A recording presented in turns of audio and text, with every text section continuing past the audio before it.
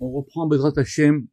Donc on est toujours dans le folio 7b et on est dans ce passage extraordinaire où on va maintenant déployer le secret des points voyelles. Et on va les voir les uns après les autres, et les questions grammaticales, on les posera après, notamment sur la place du Sheva et comment on est passé de 9 à 10 et toutes les questions qu'on avait avant. Donc maintenant on arrive à Ségol. Alors Ségol, en gros les opérations sont toujours les mêmes, hein. Ça veut dire on va faire le compte, le mispar katan, on va faire le compte des nekudot et on va rajouter les lettres. Et des fois, on rajoutera une gamatria en plus, je vous expliquerai pourquoi. Donc, Ségol, effectivement, Ségol, Samer 60, on le ramène à 6, Gimel 3, le Vav, on le ramène à 6, et le Lamed, on le ramène à, et le Lamed 30, on le ramène à 3. Ce qui fait donc 18. Ségol, Chai Chouchbane. Donc, Ségol, il correspond au degré de Chai, au degré du vivant.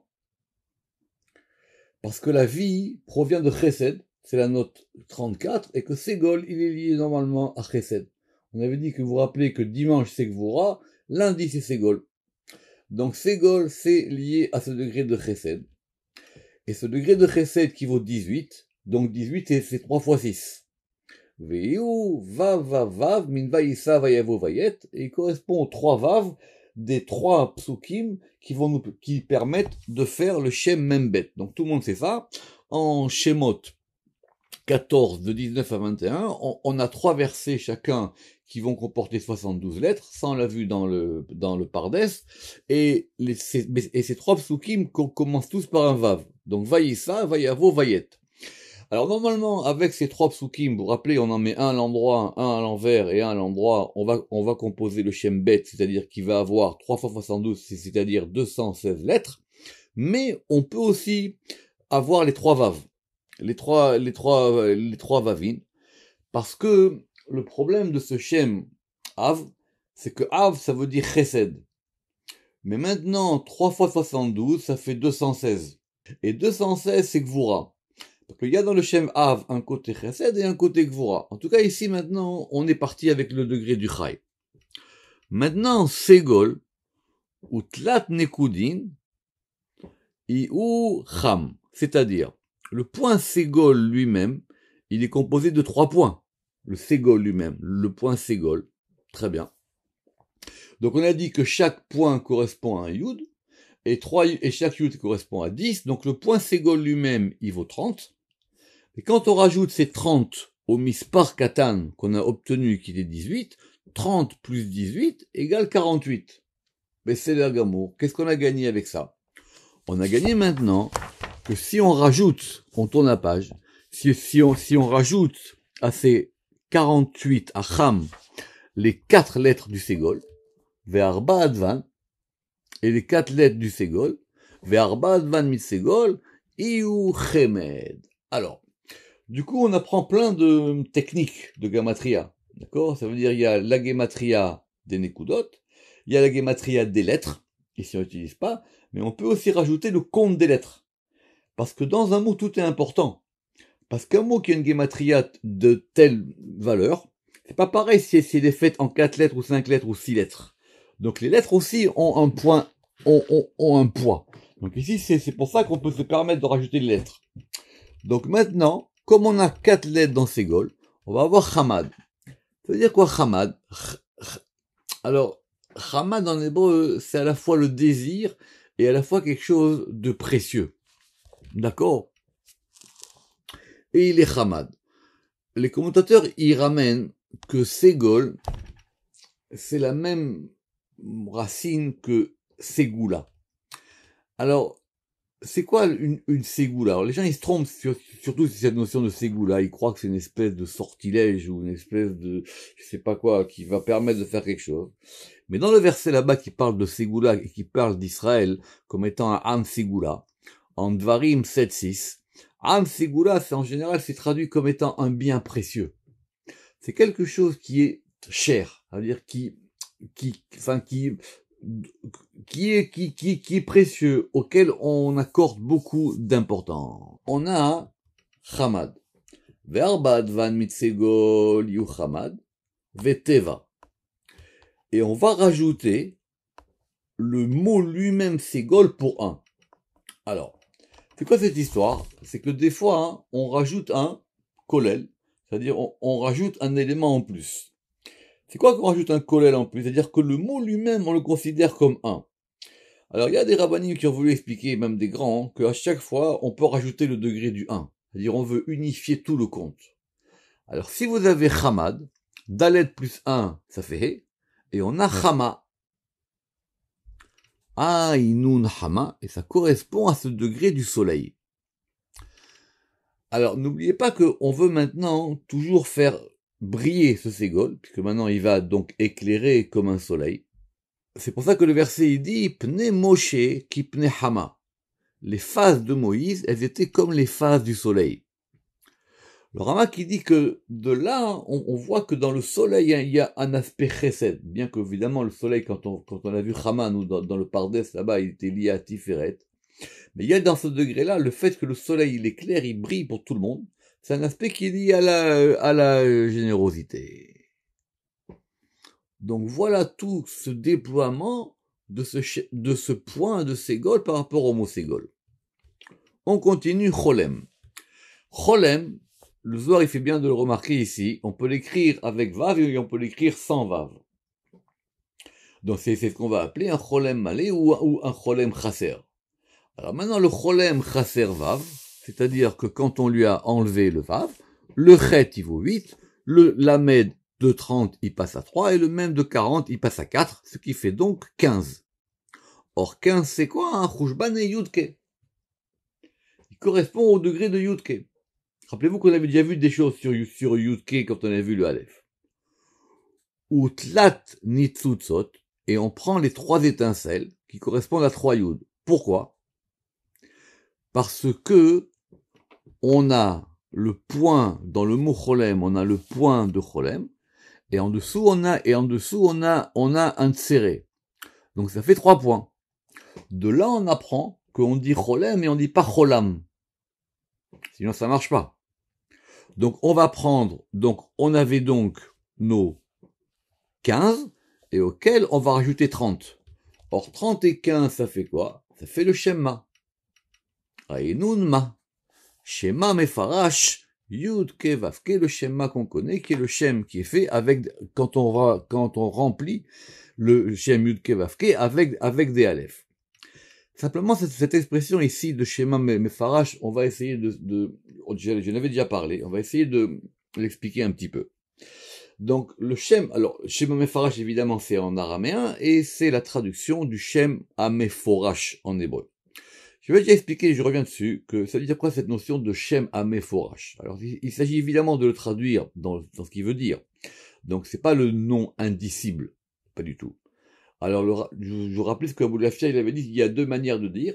Soit c'est le Shem explicité, c'est comme ça qu'on a traduit, ou soit c'est le Shem Mefourash dans le sens d'être Poresh, c'est-à-dire quelqu'un qui est parouche, c'est-à-dire c'est quelqu'un qui est à part.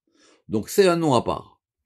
Mais, le Rama qui fait remarquer ici que ce degré de Cholem, qui est donc lié à Tiferet, ça on le sait, il va expliciter ce qui est caché dans le Yud et le He. C'est comme ça qu'on fait la jonction. Je reprends. On avait dit Cholem Chaser Vav, Chouchban et Yudke. Maintenant, quand on prend ce Cholem, on va le déployer avec les points voyelles du nom. On arrive à 45. Besséder. 45, c'est le Shemma. C'est quoi ce Shemma? C'est le Shem qui va être Mefaresh, c'est le Shem qui va expliciter à travers le Aleph le degré de Yudke. Ve'im tlatadvan, et si maintenant on rajoute les 3 lettres de Cholem, Chet, Lamed même, et le mot lui-même, donc on avait 45 et 4, ça fait même tête. On arrive à 49. Et on va étudier maintenant cette notion de 49. Alors 49 ici, on va apprendre des choses fondamentales pour ceux qui s'intéressent à ces noms-là. C'est quoi d'abord 49 ici? 49, Kechouchban même tête advan de Shema Israël Hashem Elkeinu Hashem Echad, Baruch Shem Kevod Machuto Leolam Vaed. Tout le monde sait que dans le Kriyat Shema, on a 2 phrases. La première, elle a 25 lettres, et la deuxième, elle a 24 lettres. Quand on avait fait le colloque sur la journée d'études sur le schéma Israël, on avait vu qu'il y avait un Zohar qui posait la question. Il dit, mais c'est pas normal, pourquoi est-ce que c'est 25 et 24? Normalement, on devrait arriver à 50. Oui. Mais comme on dit Baruch Shem Kevod Malchuto L'Aved, on le dit à voix basse, c'est parce qu'on peut pas proclamer l'unité divine comme il faudrait. Baruch Shem Kevod, on va le revenir, ça veut dire quoi? Béni Shem, le nom, Kevod, le nom de l'honneur, Malchuto de sa royauté, l'Olam va être pour le monde et pour toujours. On veut proclamer l'unité divine dans la Malchut. Or ça, on peut pas le faire, parce que c'est pas encore le moment. Le seul jour où on le fait, c'est à Kippour. Mais le Zohar, il dit qu'à la fin des temps, il y aura une lettre en plus. Cette lettre en plus, elle fera qu'on aura 25 et 25. Donc maintenant, cette notion de 49, c'est quoi? C'est 50 moins 1. C'est ce qui explique la suite. Donc, et c'est pour ça que les rabbins de la Mishnah, ils l'ont établi, dans l'Agmara là-bas, qu'il y a 50 portes de Bina. Ça, on le sait. Chamishim Sha'arei Bina, Nivraou Baolam, qui ont été créés dans le monde. Revoir la porte Sha'arim, j'ai parlé plusieurs fois. Et que Moshe, on les lui a donné. Moshe, on lui a donné ces 50 portes. Mais, Chutz Me'echad, sauf une. Moshe, il n'a pas pu atteindre cette 50e porte. Comme il est dit. Et c'est le verset en général qu'on explique, qui dit là-bas, il y a marqué, c'est le roi David qui parle de Moshe, et il dit, Vatechasereu me'at me'elokim. Littéralement, tu lui as fait manquer un peu de Elohim. Tu lui as fait manquer 1 degré. Comment du verset on apprend qu'il manque 1 degré? C'est qu'on l'enlève c'est qu'en fin de compte, il lui manque la plus de partie. Il faut relire le verset. Vatechasereu me'at me'elokim. Tu lui as fait manquer un peu de Elohim. La plus petite partie de Elohim, c'est quoi? C'est le Aleph. Il lui manquait 1 degré pour arriver à ce degré des 50 portes. Mais, si vous reprenez, qu'est-ce qu'on a dit? On a dit Cholem il est Yudke. Cholem il est Yudke, il va déployer donc ce qu'il y a dans le Yudke, dans le Shem, dans le Shemma. Ce Shemma, une fois qu'on a rajouté les 3 lettres et le mot, on arrive maintenant aux 50 portes de la Bina moins 1. Mais 50 portes de la Bina moins 1, c'est aussi dans le schéma Israël. Le schéma Israël, il manque une lettre. Et on arrive à quoi? On arrive à Moshe. Or, si vous vous rappelez qu'est-ce qu'on avait dit, nous, à l'article Moshe, dans le Pardes, c'est que Moshe aussi, il est lié à ce degré du Cholem, et aussi, il est lié à ce degré de Tiferet. Ce qu'on verra après. Ul Tata, et en bas, c'est-à-dire quand on va descendre ce degré du Cholem, quand on va le descendre au niveau des Malachim, c'est-à-dire dans le monde de la Yesira, Inun mem tet panim taor min mem tet. Pourquoi? Parce que de même que dans la Bina, il y a 50, et rappelez-vous comment on fait le compte des 50. Vous vous rappelez qu'on avait dit que c'était c'était 7 fois 7 sur les surotes inférieures. Revois là-bas dans Shar Hashiarim. Mais dans le monde de la Yetzira, et lié à même tête, ce qu'on appelle les 49 degrés pour purifier et les 49 degrés pour rendre impur. C'est tous les degrés de la halacha. On peut dire une chose elle est bonne, une chose elle est pas bonne. D'ailleurs, vous avez bien remarqué que même tête aussi, son nom, il commence par 49. Donc, ça correspond aussi, quand on dans le monde des anges, ça correspond à ce degré de même tête. Or, le Cholem, c'est la note 50 du Kisei HaMelech. Le Cholem, il correspond à Tiferet. Donc, il correspond au Vav du Shem Yud Ke Vav Ke. Yud Ke Vav Ke. Or, si on voit ça par rapport aux 4 mondes, le monde de la Yetzira aussi, il correspond au Vav. Puisqu'on a Atzilut, Bria, Yetzira, Asiya. Atzilut, c'est le Yud. Beria, c'est le He. Yetzira, c'est le Vav. Et Asiya, c'est le He. Donc, regardez comment à chaque fois, on ouvre toutes les perspectives par rapport à chaque point voyelle. Alors, le Chirek, et on va voir aujourd'hui pourquoi il faut dire Chirek et pas Chirik. D'accord? Donc retenez, Aboulafia, il en parlera, que tous les points voyelles, en général ce qu'on vient de voir, c'est-à-dire nous, on a vu le le cholem et le chirek, ils prennent toujours dans la première lettre le point voyelle lui-même. Cholem, c'est un point, c'est un O. Chirek, c'est un point, c'est un I. Et la deuxième lettre, elle prend toujours un tséré. Alors, chirek, avec le compte des lettres, il correspond à M, Aleph même, il correspond à 41. Alors, c'est-à-dire, comment est-ce qu'on va arriver à 41? Alors, on a dit que Chirek, c'était 8. Le Chet, c'est un 8. Le Resh, c'est 200, il devient 1. Et le Kouf, il est 100, il devient 1. Donc, ça fait 11. Donc, je reprends. Chirek, im Khushban Advan. Effectivement, on arrive à 41. Donc, maintenant, on est à 41. Et Chirek, Khushbene, Vavke. Chirek, Khushbene, Vavke. C'est-à-dire, 2 points. On explique. Chirek, lui, on a dit qu'il compte 11. 11, c'est quoi? C'est Vavke. Ou Tlat Nitzutzot. Et maintenant, les 3 points, c'est-à-dire le point du Chirek plus les 2 points du Tséré, ça fait donc 30. Donc 30 et 11, ça fait 41. Baissez d'Argamo. Donc, vous voyez bien la preuve ici qu'il faut dire Chirek et pas Chirik. Sinon, on n'aurait pas eu le compte. Ce degré de Chirek ici, évidemment, vous avez vu qu'il correspond donc à Netzach, c'est-à-dire il correspond au jour du mercredi dans la semaine. Pourquoi est-ce qu'on va lui associer maintenant le degré de la mer? C'est la note 53. M. M, c'est la mer. La mer de valeur numérique 41, ça correspond à Bina, dont proviennent Netzach, qui correspond à Chirik et Od. Parce que ici, ce Chirek-là, il est considéré comme provenant du degré de Bina. Et on va expliquer. Parce que du coup, ces degrés de Netzach et Od, ils sont toujours l'un par rapport à l'autre. Et donc, du coup, tout de suite, c'est pour ça que le Tikkun Azor ici, ils vont aller vite, on va tout de suite mettre le pendant du Chirek à droite, qui est donc le Shurek. Et on va expliquer pourquoi est-ce qu'il s'appelle le Shurek et pas le Shuruk. D'accord. Parce que le Shurek, lui, il correspond à l'autre côté qui correspond à Od. Autrement dit, ce degré de Bina, c'est le degré de la mer qui correspond à ces 2 degrés. Alors d'abord, de là, un peu de grammaire.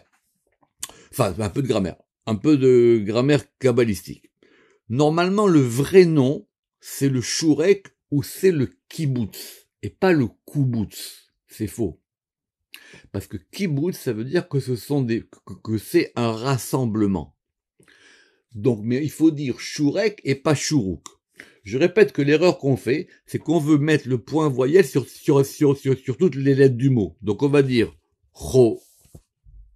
À la limite, on pourrait dire Cholom ou Cholam, comme les Ashkenazim, Chirek ou Chirik, et ici on pourrait dire Shuruk.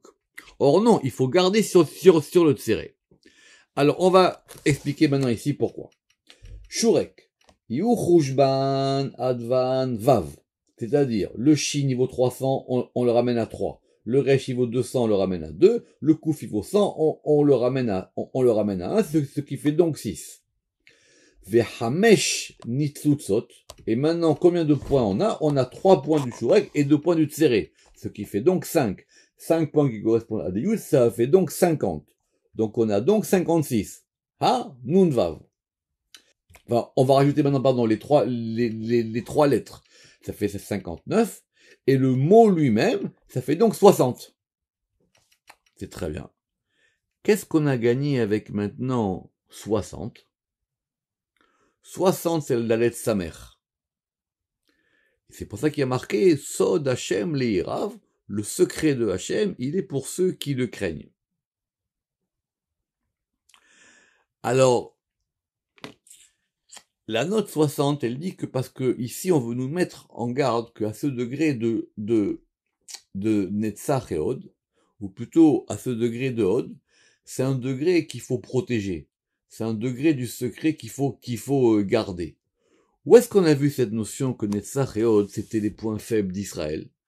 Rappelez-vous, dans Yerech Yaakov, dans le fait où on savait pas quelle jambe l'ange il avait attaqué Yaakov. Ce qu'on voit ici, ce sont les degrés faibles. Et ce sont ces degrés-là qu'il faut protéger. Et comme c'est lié à Yaakov, puisque c'est à ces 2 degrés-là de Netzach et Hod, ou B, mais en lui il y a quoi? Il y a la possibilité que Yaakov, il se réjouisse. Ou B, Ranu la Yaakov Simcha, c'est un verset dans Jérémie. Alors, Rina, c'est la joie, c'est l'allégresse, la jubilation. Donc, jubilé pour Yaakov, Simcha, une joie. Qu'est-ce qu'il nous dit ici le Zohar? Benoterikon Shurek, en acrostiche, c'est Shurek. Comment est-ce qu'on va tirer la lettre Shurek? Comment est-ce qu'on va tirer le point voyelle du Shurek de Ranu le Yaakov Simcha? C'est facile. On prend la lettre Resh du premier mot. On prend la lettre Kof du deuxième mot, les Yaakov, et on prend la lettre Shin du troisième mot. Et on va avoir Shurek.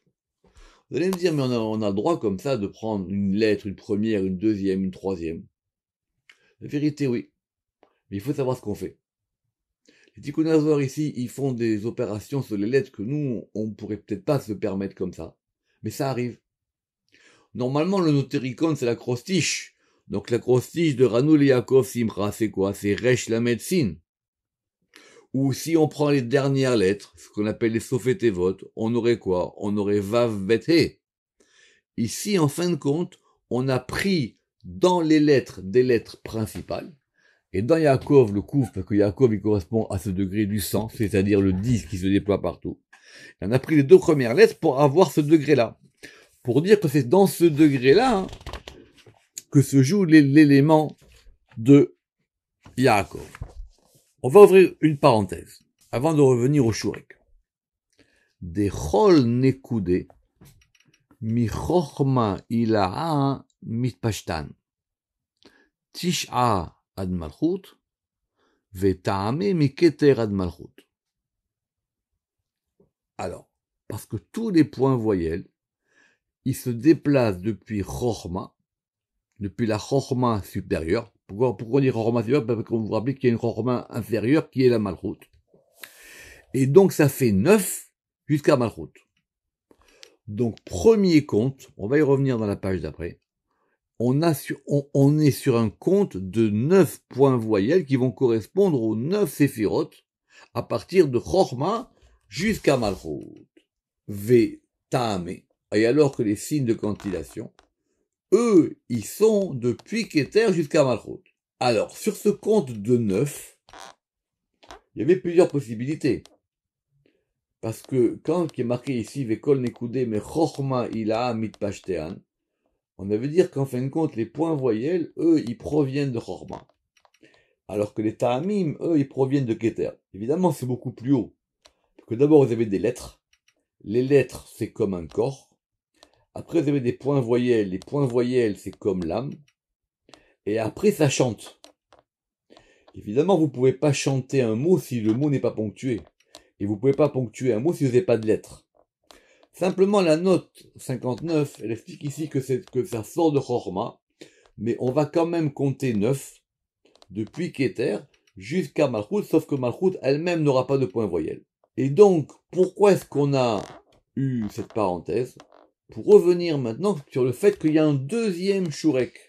Il y a un Shurek avec un Vav et il y a un Shurek sans Vav. Et le Shurek avec un Vav, lui, il correspond à Tzadik. Il correspond à Yesod. Yesod Alma. Pourquoi? Parce que ça va dépendre comment ça se déploie. Donc votre Shurek, normalement, il est à gauche. Il correspond à Od. Mais quand on va le replacer dans l'axe central, on lui met un Vav, et donc là, il va s'appeler, donc c'est lui qu'on va appeler le Shurek Malé, le Shurek complet. Lui, il va se recentrer par rapport à Yesod. Yesod Alma. B. Sod Shurek Tinyana. Et donc, il va correspondre en lui le secret du deuxième Shurek, Betosefet Vav, avec un Vav. Et il va correspondre à quoi? À notre fameux nom, même bête, au nom de 42. C'est-à-dire, si maintenant on a un Vav, le Chi niveau 300, il revient à 3. le Vav, il est 6, le Resh 200, le Resh 200, il vient 2, et le Kouf 100, donc on a maintenant 12. Et le 12, et si maintenant on prend ce 12 et on va lui ajouter le point du Shurek et les 2 points du Tseret, puisqu'effectivement maintenant on n'a plus que 3 points, puis qu'on a le point qui est au milieu du Vav et les 2 points du Tseret, donc ça fait 30, c'est ça, donc ça fait 30, donc on arrive à 42. Du coup maintenant on est retombé sur le Shem Membet qui lui est un Shem qui fait monter, qui fait descendre. Que c'est lié maintenant par rapport à l'axe central. Et les Tikkun Zohar dit, mais attention, revenons maintenant sur le principe des points voyelles, et c'est ce qu'on va voir maintenant, c'est passionnant. Ve'od Kametz. Pourquoi on revient au Kametz? Parce que rappelez-vous que le Kametz, nous, on l'avait associé à Keter. Alors, on va faire de la grammaire pure. Ve'od Kametz. Ukmuhu Ma'are Dikduk. Les maîtres de la grammaire, Ma'are Dikduk, ils ont établi que le Kametz, c'est ce qu'on appelle une Tenua Gedola. Tenua, ça a deux sens. Soit c'est un mouvement, soit c'est un point voyelle. Les points voyelles, on les appelle des Tenuot. C'est-à-dire, on les appelle des mouvements. Et on a des Tenuot Gedolot et des Tenuot Ktanot. C'est quoi la différence? D'abord, c'est que c'est un son beaucoup plus long. Donc, normalement, donc, le point Kamet, c'est un A allongé. C'est pour ça que nous, on l'a fait avec un A, avec un accent circonflexe.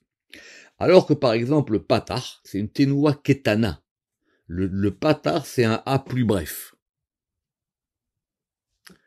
Begin de Kadma'a de Chuleu Nekudin des Sfiran, parce que lui, il est le premier de tous les points voyelles des Sfirot.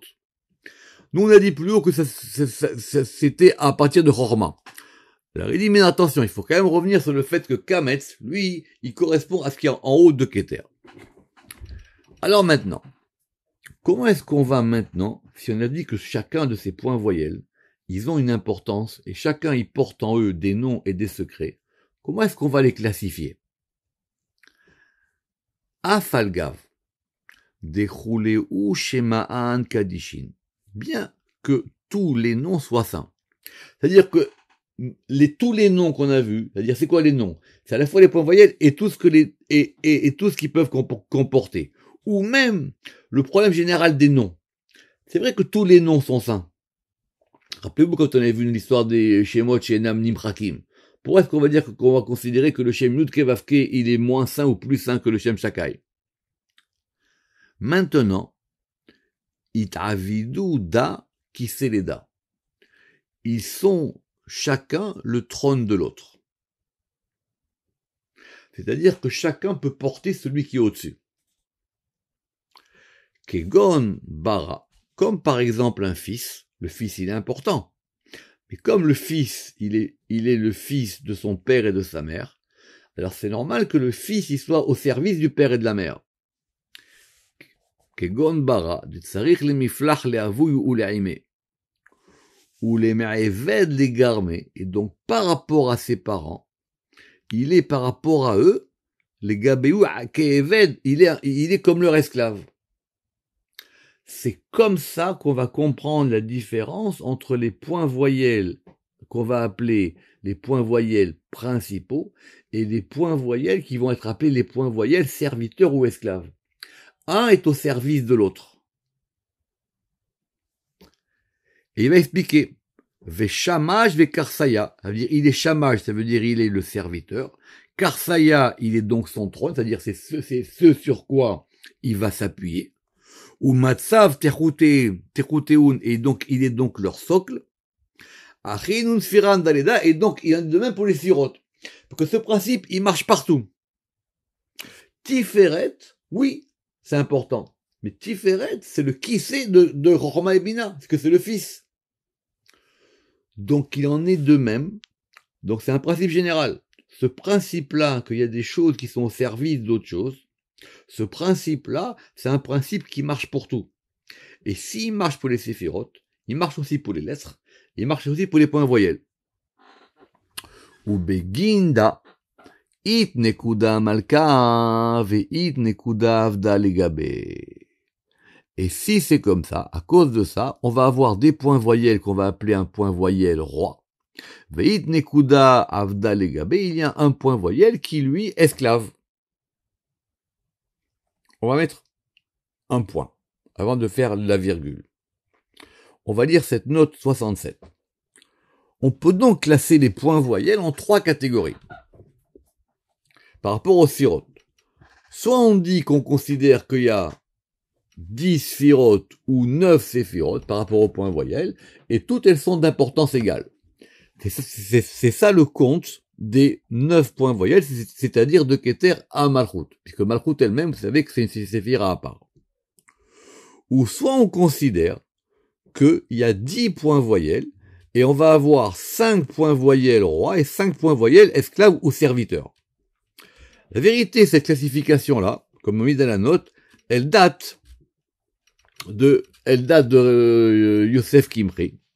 Et en fin de compte, elle reprend ce qu'on a appelé le système vocalique des grammairiens de Tibériade.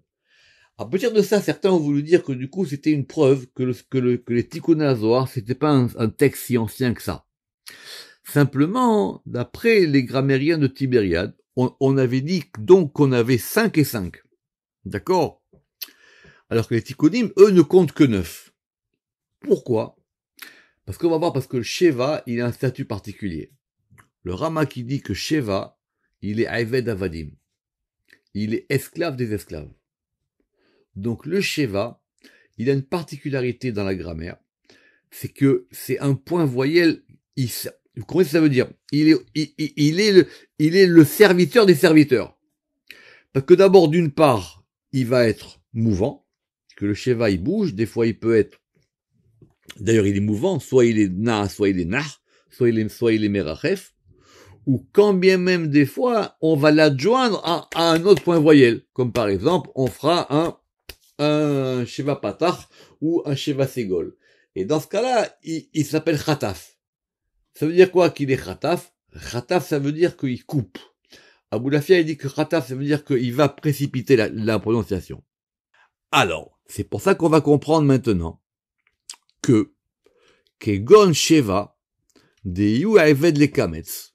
C'est pour ça que Sheva, il est esclave du Kametz. Comment il est esclave du Kametz? Quand on va adjoindre un Sheva à un Kametz, c'est pour ça qu'on va avoir ce fameux Sheva Kametz qui va se prononcer haut. En gros, le son Sheva, il n'a pas de son. En gros, sa seule utilité, ça consiste à réduire un point voyelle, le Kametz, c'est-à-dire d'en le mettre ensemble. Aboulafia, il dit pareil. Il dit qu'il est Khataf, ça veut dire qu'il court. Il va donner une vitesse. Veratz beshlichute. Et il va donc courir dans sa mission, à son service, ou mezanev aharav, et il va se placer derrière lui. Aval beatre malkayu. Mais quand il est tout seul, il devient aussi roi. Quand le Sheva est tout seul, il arrive qu'on doit bien le prononcer pour lui-même. En fin de compte, le Sheva, il n'a pas de véritable prononciation. C'est un E muet. Sauf quand il est na. Et quand il est na, à ce moment-là, on lui donnera une prononciation. Mais déjà, par exemple, pour reprendre l'exemple de ce Sheva, les gens, ils prononcent le Sheva comme un E. C'est pas exact. Parce que les deux seuls E qu'on a, c'est quoi? C'est le Ségol et le Tséré. Le Ségol, on a dit qu'effectivement, normalement, il est Eved du Tséré. Puisque le Tséré, c'est la voyelle longue. Et le Ségol, c'est la voyelle courte. Et le Sheva, il est entre les deux. Donc, des fois, donc, normalement, on dit pas Shemot, on dit Shmot. C'est l'hébreu moderne qui nous a induit en erreur. On dit pas une Beracha. On dit une Beracha. Ça, c'est important. On dit Shemot. On dit Shemot, oui. Alors, très très bien. Mais quand il est vocal, il se prononce donc comme un E muet. pas comme un et. Absolument. Chadaku Baruch. Donc effectivement, donc quand il est vocal, à ce moment-là, il a presque un statut de Melech. Il a presque un statut de roi. C'est pour ça que c'est très compliqué cette notion de Sheva. On reprendra la prochaine fois et on fera un résumé. Baruch Adonai Le'olam. Amen ve Amen.